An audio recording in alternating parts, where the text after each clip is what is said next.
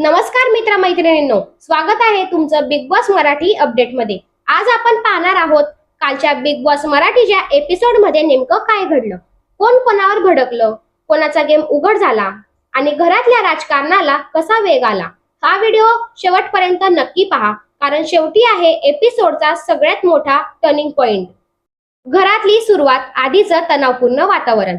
एपिसोडची सुरुवात झाली ती तणावपूर्ण वातावरणात।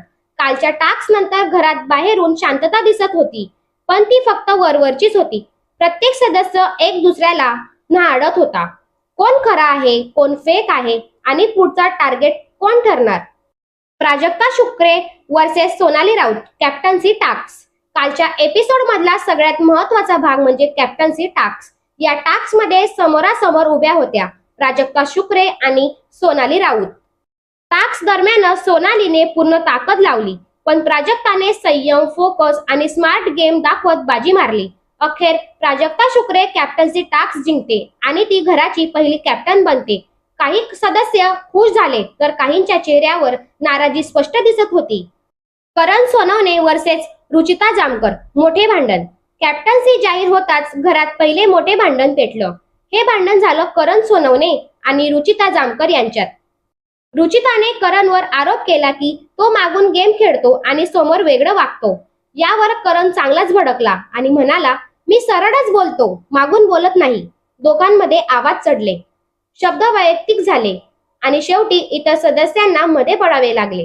हा वाद घरातल्या तणावाला पूर्णपणे पेटविणारा ठरला। दिव्या वर्सेस अनुश्री, मराठी इंग्रजी वाद। एपिसोड मध्ये एक वेगळा पण चर्चेचा विषय ठरला, दिव्या आणि अनुश्री यांच्यात वाद। अनुश्री इंग्रजीत बोलत असताना दिव्याने तिला थेट सांगितले, मराठीतच बोल। यामुळे अनुश्रीला वाईट वाटलं आणि दोघांमध्ये छोटासा पण लक्षवेधी वाद झाला। हा वाद फार मोठा नसला तरी भविष्यातील मतभेदांची सुरुवात नक्कीच वाढत होती। घरातलं राजकारण, प्राजक्ता केंद्रस्थानी। कॅप्टन बनल्यानंतर प्राजक्ता शुक्रे सगळ्यांच्या नजरेत आली। काही सदस्य तिच्याजवळ राहण्याचा प्रयत्न करत होते, तर काही जण तिच्या निर्णयांवर प्रश्नचिन्ह लावत होते।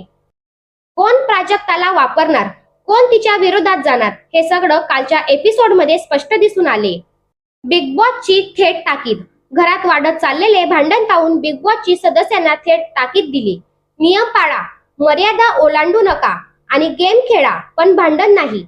ही ताकीद ऐकून काही सदस्य गप्प झाले, तर काहींच्या चेहऱ्यावर अजूनही राग स्पष्ट दिसत होता।